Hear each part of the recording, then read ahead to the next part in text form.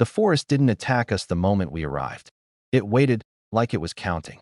My name is Daniel Moore. 5 years ago, 7 of us committed a crime so vile that even speaking about it makes my hands shake. We murdered 3 people and buried them deep inside a forest no one dared to enter. The place was called Whispering Woods. We chose it because locals said people who disappeared there were never found. No bodies, no evidence, no closure. Trees grew unnaturally close together, roots twisting above the soil like exposed veins. At night, the forest made sounds that didn't belong to animals. That's where we hid the bodies. And that's where everything truly began. 5 years later, the dream started. Not nightmares. Messages. Every night at exactly 3:17 a.m., I would wake up to the sound of breathing in my room. Slow, wet breathing that wasn't mine. Then a voice would whisper my name from inside my head, not my ears. Daniel, come back. I wasn't the only one. Mark, Ethan, Lucas, Ryan, Caleb, and Noah, all of them called me within the same week. Same voice, same time, same message. We didn't discuss guilt. We didn't discuss fear. We all knew why the forest was calling us back. We entered Whispering Woods at 12:04 a.m. The moment we crossed the tree line, every sound died. No insects, no wind, no movement. Even our footsteps sounded wrong. Too soft, like the ground was swallowing the noise.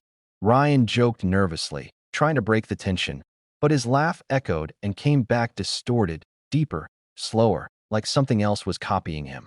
That's when Mark stopped walking. He stared at a tree ahead of us, his face drained of color. Carved into the bark was a name. Emily Carter, the first girl we killed. The carving was fresh. Sap still bled from the letters. That's not possible, Ethan whispered. Then we heard it. A single footstep behind us. We turned. Nothing. Then another step, this time closer. The temperature dropped so suddenly that our breath fogged the air. From between the trees, a figure emerged. At first, it looked human. Female. Long hair hanging forward, hiding the face. She didn't walk. She dragged herself, feet never lifting off the ground. Mark's flashlight flickered and caught her face. Emily, or what was left of her. Her neck was twisted at an impossible angle. Her mouth hung open, stretched too wide, as if something inside her was forcing it apart. Her eyes were hollow pits, leaking dark fluid down her cheeks. Mark screamed. She moved. Not slowly. Not quickly. Instantly. One moment she stood 10 feet away. The next, she was on him. She didn't touch him. She jumped into him. Mark's body convulsed violently. His spine bent backward with a sound like snapping branches. His scream cut off mid-breath as his mouth, filled with soil pouring out from inside his own chest. Then his body dropped. Lifeless. Silent. Emily was gone. No footsteps. No wind. No sound. Just Mark's corpse on the forest floor, eyes wide open, mouth packed with dirt. We stood frozen, staring at the first body. That's when the whispering began. Not loud, not clear, but unmistakable. 6 more. Mark was dead, and the forest was already moving on. We didn't bury Mark. No one even suggested it. His body lay twisted on the forest floor, eyes wide open, staring into nothing. Dirt still leaked slowly from his mouth, as if the earth itself was rejecting him. Ryan tried to close Mark's eyes. The moment his fingers touched Mark's face, the whispering returned, sharp, angry, right inside our skulls. Do not touch what belongs to us. Ryan jerked his hand back, screaming. That's when the trees started to shift. Not violently. Subtly. Branches bent inward. Roots lifted and slid across the soil like snakes. The narrow path we had entered through was gone. The forest had sealed itself. Ethan pulled out his phone. No signal. No GPS. The compass app spun wildly, unable to choose a direction. Then we heard it. Scratching. Slow. Deliberate. From somewhere ahead of us. We followed it because there was no other direction left. The sound led us to another tree. Thicker. Older. Its bark darkened as if burned long ago. Carved into it was another name. Jonathan Reed. Ryan's face went white. Jonathan Reed was the second person we had killed 5 years earlier. No, Ryan whispered. Not him. Please not him. The air grew colder. A smell drifted through the trees. Metallic, rotten, familiar. Blood. From behind the tree, a figure stepped into view. Jonathan's body was upside down, feet hovering inches above the ground. head hanging loosely as if his neck no longer worked. His arms dragged behind him, bending in directions arms weren't meant to bend. His mouth opened, and soil poured out. He spoke without moving his lips. "You held me down, Ryan." Ryan staggered backward, shaking his head violently. "I didn't mean to." Jonathan's body snapped upright. His head twisted completely around. With a sudden force, Jonathan leapt. Not onto Ryan. Into him. Ryan screamed as Jonathan's form dissolved into a cloud of black soil and shadow, flooding into Ryan's mouth, nose, and eyes. Ryan collapsed, choking, clawing at his own face. His veins darkened, crawling beneath his skin like insects trapped under glass. Then his chest burst open from the inside. Soil and roots exploded outward, tearing through bone and muscle. Ryan fell still, dead. The forest inhaled. The whispering returned, softer this time. 5. We ran. No direction, no plan, just terror. Behind us, the tree bark healed, swallowing Jonathan's name as if it had never been there. Ahead of us, another tree began to bleed sap. And slowly, letters started carving themselves. A new name forming. Ethan Price. Ethan saw it and screamed. The forest doesn't hunt randomly. It remembers order. Ethan was shaking so badly he could barely stand. The name Ethan Price was still carving itself into the tree, each letter cutting deep into the bark as if an invisible blade was slowly, patiently writing it. Sap ran down the trunk like blood. "I didn't do anything," Ethan kept repeating. "I didn't touch them. I didn't." None of us answered. Because we all remembered. Ethan had been the one to hold Emily's legs while Mark snapped her neck. The forest remembered too. We dragged Ethan away from the tree, moving fast, not caring where we were going. Every step felt heavier, like the ground was pulling us down. Then the whispering changed.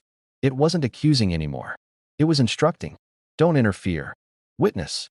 Caleb turned suddenly. "Did you hear that?" Before anyone could respond, Ethan screamed. The sound cut straight through my skull. We spun around. Ethan was no longer with us.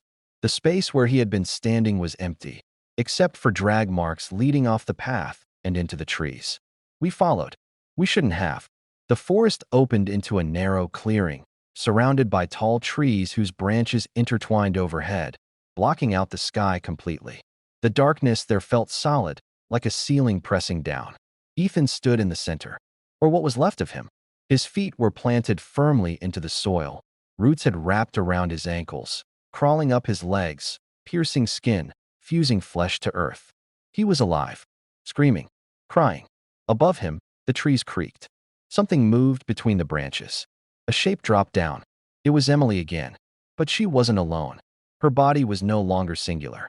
Jonathan's face bulged from her shoulder. Mia's jaw pressed through her ribs, mouth opening and closing silently. 3 victims. 1 body. A collective thing. A vessel. Emily's head tilted. "You were strong," the voices said together. "So the forest will keep you longer." The roots tightened. Ethan screamed as his legs were pulled deeper into the soil. The ground softened, turning into mud that swallowed him inch by inch. He begged us to help. Lucas stepped forward. The whispering roared. "Step back." Lucas froze. Emily jumped. She didn't land on Ethan. She landed on the tree behind him. The bark split open, revealing a hollow filled with bones. Dozens of skulls fused together, mouths open in eternal screams.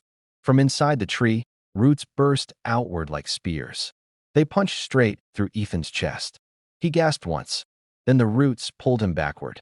Not down. Into the tree. His body folded unnaturally as he was dragged into the hollow. Bones snapping, skin tearing, until the bark sealed shut again. Silence. The clearing felt empty. Then the whispering spoke softly. 4. We ran again. This time, no one tried to stop. As we fled, I noticed something new carved into multiple trees we passed.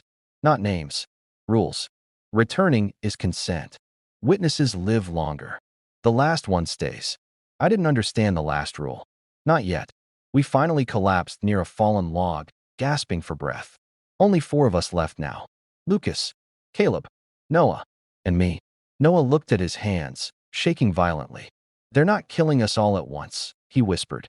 "They're spacing it out." Caleb nodded slowly, eyes wide with realization. "They want us to understand." Behind us, a new tree began to bleed sap. And slowly, carefully, a new name started to carve itself. Lucas Gray. Lucas screamed. The forest didn't chase Lucas. It let him believe he could escape. Lucas snapped. The moment his name appeared on the tree, something inside him broke completely. His eyes went wild, breath short and erratic, like a trapped animal realizing the cage door was closing. "No," he whispered. "No, no, no, this isn't happening." Before anyone could stop him, Lucas bolted. He ran straight into the trees, crashing through branches, screaming as he went. We heard his footsteps fade, then vanish entirely, as if the forest swallowed the sound. Caleb dropped to his knees. "We can't let it take him like the others." But the whispering returned immediately, louder than before. "Interference delays suffering." Noah grabbed my arm. "Daniel, what if that means we're next if we help?" I hated myself for hesitating. We followed Lucas anyway. The forest changed as we moved. The ground sloped downward, the air thick and damp. The smell of decay grew stronger, mixed with something sweet and rotten. Then we saw the light. A faint yellow glow flickered ahead, impossible in a forest that swallowed all illumination. A cabin. Old, crooked, half-rotten, but real. Lucas stood outside it, panting, laughing hysterically. "There's a way out," he shouted. "There has to be someone inside." The door creaked open before he touched it. That should have stopped us. Inside, the cabin was wrong. Too clean. No dust. No rot. No smell. In the center of the room stood a mirror, tall, cracked, and framed with twisted roots instead of wood. Lucas stepped toward it. The whispering grew excited. "Look!" Lucas stared into the mirror. At first, nothing happened. Then his reflection smiled. Lucas did not. The reflection's neck bent slowly to the side, bones stretching under skin.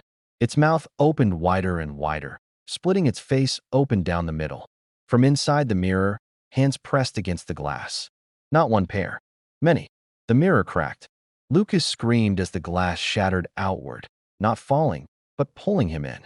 His arms twisted backward, bones snapping as something on the other side dragged him forward. We tried to grab him. The whispering roared. Too late.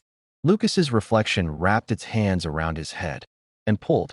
Lucas's face tore away from his skull like wet paper, peeling off and sticking to the mirror as his body collapsed to the floor. His body didn't stop moving. It crawled, blind, faceless, toward the forest. The mirror sealed itself, now showing only a carved name in the glass. Lucas Gray. The cabin began to rot instantly, walls collapsing inward, floorboards turning to soil. Within seconds, it was gone, replaced by trees. Lucas's body lay still. Dead. The whispering softened. 3. Caleb vomited. Noah started crying. I stood frozen, staring at the place where the cabin had been. That's when I noticed something new. The mirror wasn't gone. It was inside my head. I could still see my reflection, and it was smiling. We stumbled away, broken, terrified, exhausted. Only 3 of us left now. Caleb, Noah, and me. As we moved deeper into the woods, the forest grew tighter, narrower, like a throat closing around us. Ahead, 2 trees stood close together. Between them, a new message was carved deep into the bark. "You may choose the next one." Noah looked at me, eyes wide with terror. "What does that mean?" Behind us, footsteps began to circle. Not running, not hiding, waiting. The forest didn't ask who deserved to die. It asked who we were willing to sacrifice. The words carved into the trees burned into my eyes. "You may choose the next one." Noah backed away slowly, shaking his head. "No, no, that's not happening. We're not doing this." Caleb swallowed hard. "Maybe it's lying. Maybe if we don't choose." The whispering cut him off. Refusal results in duplication. The ground trembled. Behind us, 3 shadows formed between the trees. Tall, crooked, human-shaped, but wrong. They didn't move forward. They just stood there, watching, waiting. Noah grabbed my shirt. "Daniel, please. You know I didn't want to kill anyone. You know that." He was lying.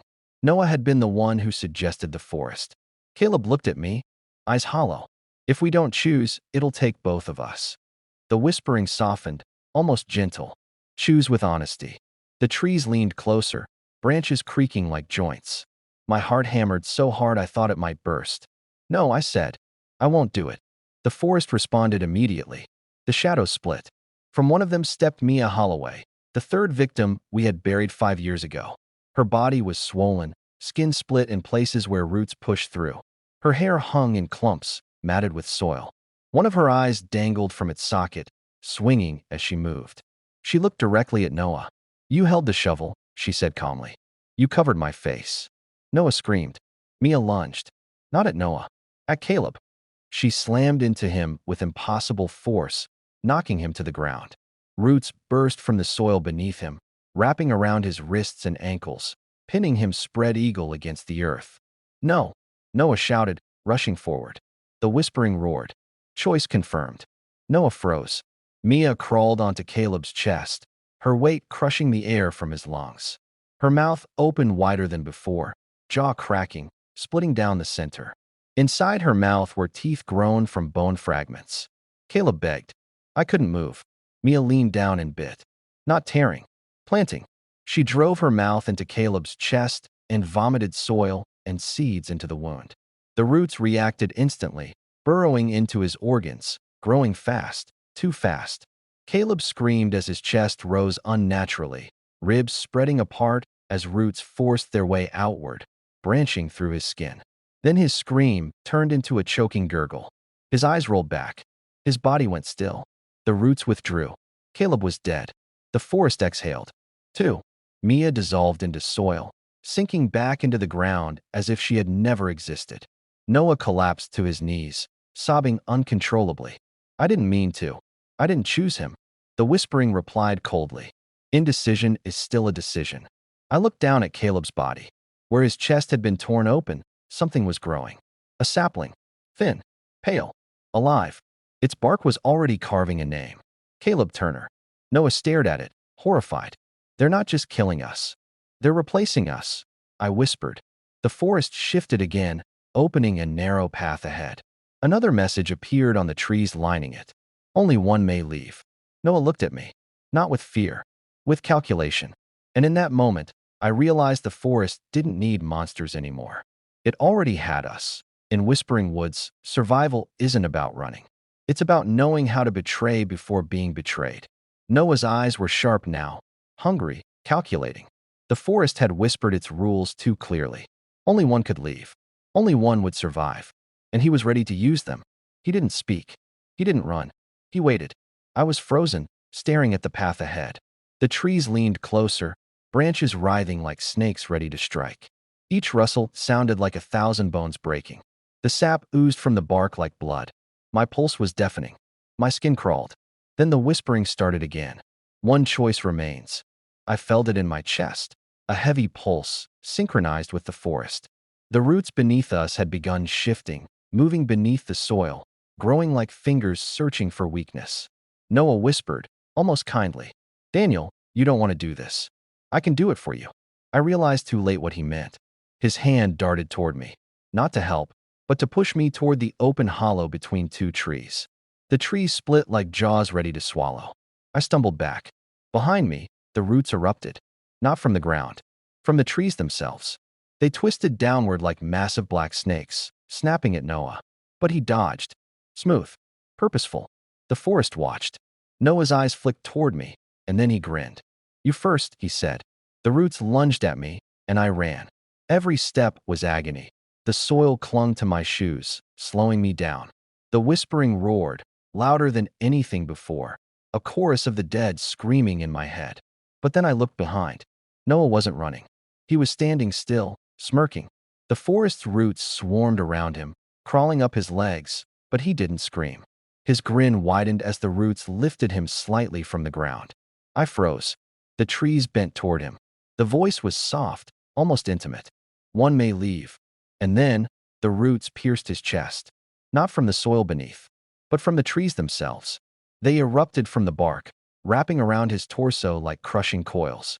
He screamed. Not just a human scream.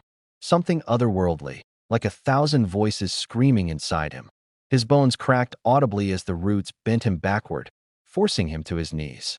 I wanted to help. I ran toward him. The whispering paused. Then came the pull. The roots lifted Noah high into the air.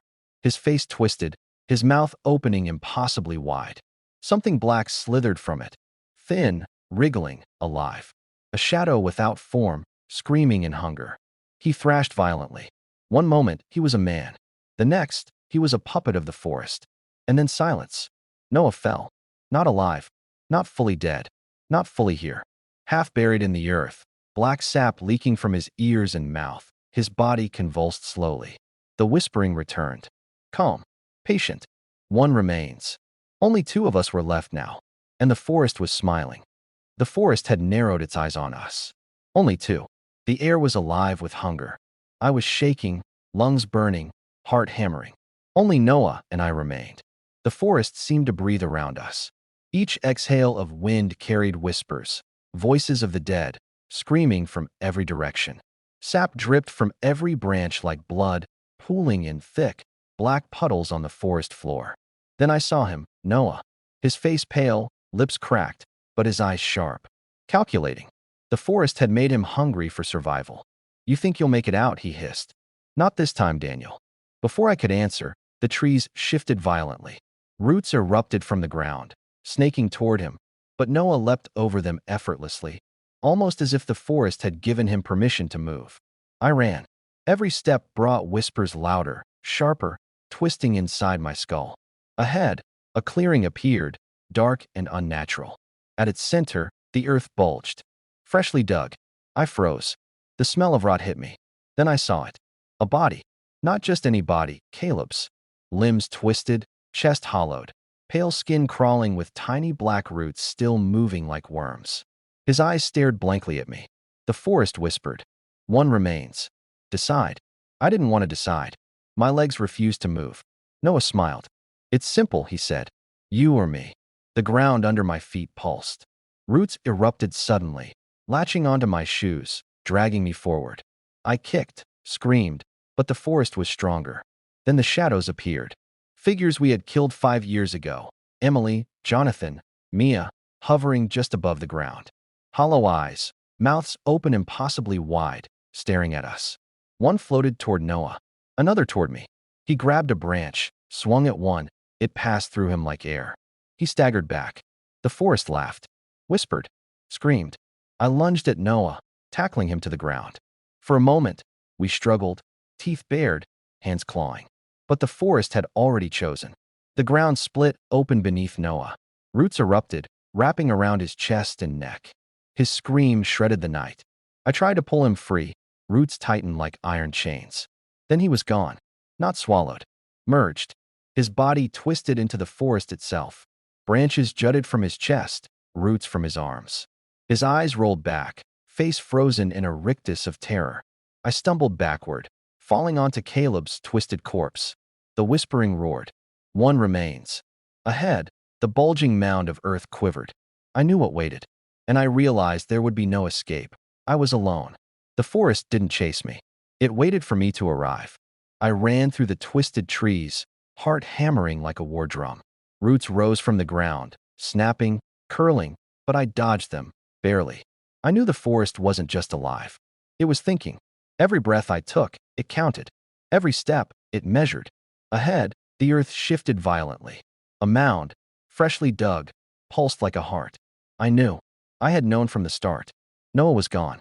The forest had consumed him, twisted him into its body. The air smelled of rot and iron. I tried to step back, but roots erupted from the soil beneath my feet, curling around my ankles. I screamed. Branches twisted above, forming hands and faces. Emily's hollow eyes, Mia's jaw stretched impossibly wide, Jonathan's body fused with bark, all staring at me. Their whispers filled my skull. Daniel, last one. Last witness. Last prey. I ran blindly, crashing through twisted roots and broken branches. The forest closed in. The shadows of my victims danced along the trunks, elongated, grotesque, mocking me. Then I saw it. A blackened tree, wider than any I had seen, its bark moving like flesh. A hollow opened at its base, writhing. Inside, the forest was alive. Roots twisted into mouths, teeth sprouted from bark. The earth pulsed. It was breathing. I froze. The hollow spoke. You buried us. You fed us. Now it's your turn. Before I could react, roots exploded from the ground. They pierced my thighs, wrapping tight. I struggled. They were fast. faster than human reaction. The whispers roared, millions of voices screaming through me. I fell forward. My hands grabbed the dirt, but the forest had already claimed my legs. I could feel roots snaking into my skin, piercing muscle, seeking my bones. Then the tree shifted. Branches bent toward me like a cage, and inside the hollow, I saw them, my victims. All of them, fused into one grotesque mass. Their faces pressed against the hollow bark, mouths opening, screaming silently. The forest spoke again, softer this time. Be one with us. Roots climbed my torso.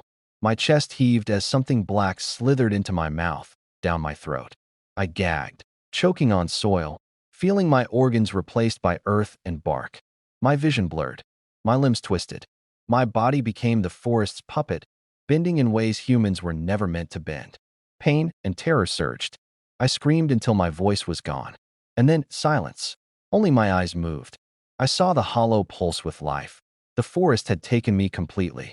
Above me, the branches whispered, "None leave. All belong." The forest doesn't just kill. It creates. And I became its canvas. I wasn't alone anymore. Not really. My body was part human, part forest. Roots twisted inside me, replacing muscle. Veins turned to black sap, my bones groaning with every forced movement. The whispers filled me, millions of voices fused into one unbearable sound. Above me, the hollow pulsed. My victims, fused into one grotesque sculpture, pressed against bark, writhing, mouths screaming in slow agony. Emily, Noah, Caleb, Lucas, Ethan, Mark, every face twisted, every limb bent impossibly, as if they had been remade by the forest's will. It was then I understood. The forest doesn't kill to end life. It kills to reshape it. I tried to scream. Roots had filled my throat. My arms moved, but not how I willed. Branches now sprouted from my shoulders, thin and jagged. My fingers elongated, skin splitting to reveal black sap inside. Every breath tasted like soil. The whispering laughed. Art requires patience. I saw movement in the hollow. New forms were emerging, limbs twisting into each other, faces melting into bark, bodies fusing with roots.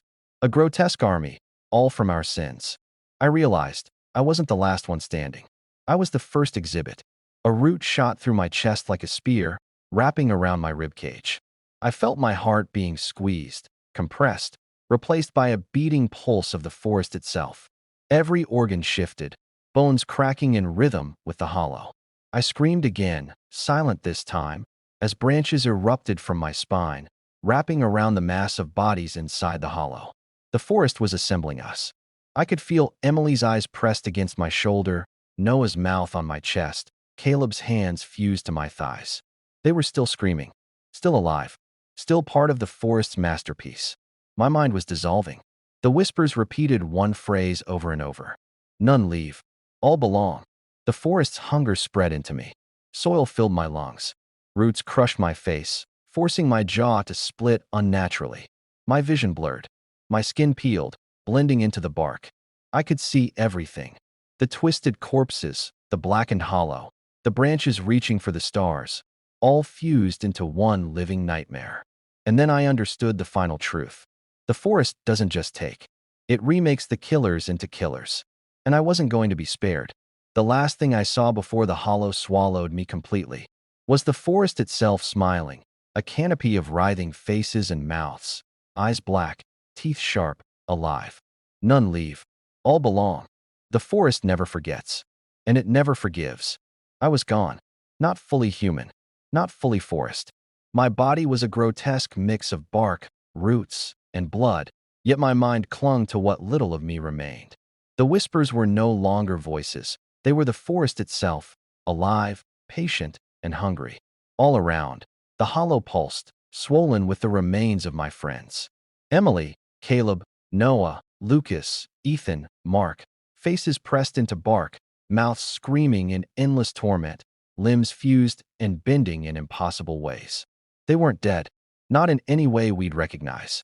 They were the forest now, and it wasn't done. From the shadows, more figures rose, twisted amalgamations of branches, leaves, and blackened skin. Their faces were ours, our expressions frozen in fear and rage. The forest had copied us, perfected our torment, and now it was ready for me. A root shot from the soil, piercing my thigh. Another wrapped around my chest, crushing, pulsing like a beating heart of the earth. My own arms twisted backward. My jaw split open as the forest forced my mouth into a grotesque grin. Sap dripped from my eyes. The hollow began to pulse violently. The bodies inside writhed, fusing further together. Every scream echoed in my chest, vibrating my bones. Emily's empty eyes stared at me, pleading or laughing. I couldn't tell anymore. The whispering became a roar. All who enter, become US. I tried to run. Roots erupted everywhere, forming walls, tunnels, cages. The forest moved beneath me, alive, corralling me toward the center. My legs bent the wrong way, bones cracking. I screamed, but the sound was swallowed instantly. Above, the canopy opened, revealing the night sky, blackened by shadows, faces, teeth, mouths screaming. A branch shot down, impaling my shoulder, twisting through me like a lever. My own blood became the forest's ink, and then I understood the final truth. The forest doesn't just kill killers. It absorbs them. It replaces them. It remembers every crime, every secret, and reshapes you into its eternal masterpiece of horror. The last thing I saw, Noah's face, twisted into bark, his mouth opening impossibly wide, leaning from a branch, whispering, "Welcome home." Roots exploded through my chest. My bones bent. My body folded, twisted, merging into the soil, merging into the hollow. I screamed once more. Not as Daniel Moore. Not as human. The forest exhaled. The hollow pulsed. And all the trees whispered in unison. None leave. All belong. The wind carried my screams, but no one heard. The forest had claimed its masterpiece, and it would wait, patiently, for the next sinners. If you enjoyed this horror story, don't forget to subscribe to the channel and turn on the bell icon for more terrifying stories.